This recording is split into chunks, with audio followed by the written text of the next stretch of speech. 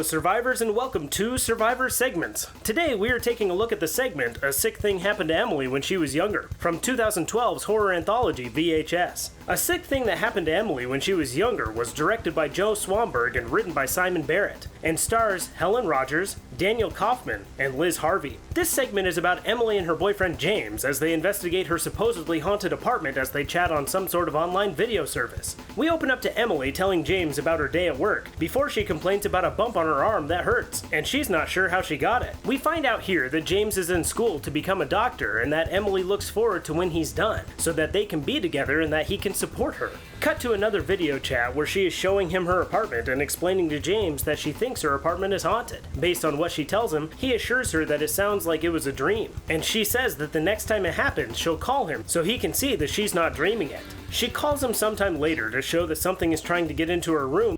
What's going on?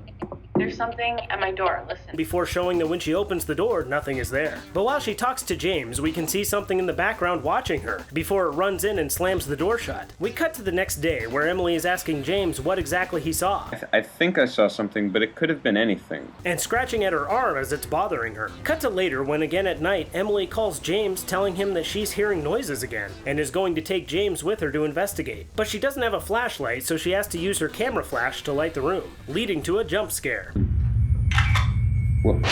Emily! She runs to her room and shuts the door, and he agrees to stay up with her since she's afraid to go to sleep. Cut to the next day when Emily is telling James that she spoke to her landlord, and that her landlord claims that no one has died in her apartment, so they have to figure out a different reason why her apartment may be haunted. And it's here that Emily reveals that she's been digging into her arm trying to get the bump out of it. James pleads with her to stop, and she finally concedes. We cut to some night later where James tells her that he's got a whole lot to do and that they need to make this quick. She tells James that she plans to walk out of her room with her eyes closed, and that James will be the one to determine what the ghost wants. That way she doesn't get too afraid and run away. A weird-ass plan to which James reluctantly agrees. And after not seeing anything, she turns the camera on herself and expresses disappointment. But just then, James tells her to close her eyes when he sees someone behind her. And in a moment of chaos, the video is broken up with static and flashes of light. When the screen comes back, we see that Emily is laying on the floor, with a few young children sitting behind her. James walks out of the frame only to appear in Emily's apartment and immediately begins cutting into her abdomen. He cuts out a fetus, which is then explained to be a half-human, half-alien hybrid, when James starts discussing things with something that's not speaking in human. Well, how many more times are you gonna have to do this to her? I don't know if she can survive that. Bringing up that this has happened before and that he's not sure how much more of this Emily can survive. And he ultimately lands on it being fine and that he'll make it look like an accident by breaking some of her bones. Sometime later, Emily and James have another video call and Emily is fresh out of the hospital, and James is supposedly back in whichever state he is supposed to be in. Spoiler, it's Michigan. Emily discusses that her doctor diagnosed her as schizoaffective to explain away the ghosts and the accident, and that they put her on meds to help deal with that. She brings up their relationship and how she doesn't deserve him, which is true, because he's too good for her, which is not true at all, before he tells her to get some rest, and he lets her go. Cut to another video call with a different girl, who begins complaining to James about a bump on her arm. Did you hurt it on the hike today, or?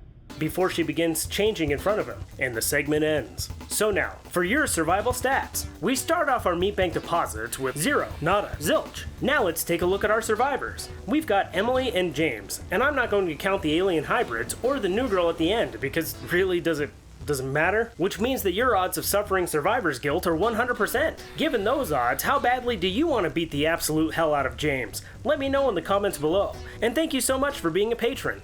See you next time when we cover my personal favorite segment, 10/31/98. And it's the only segment that has anything to do with an actual VHS. So see you then, and as always, thanks and don't die.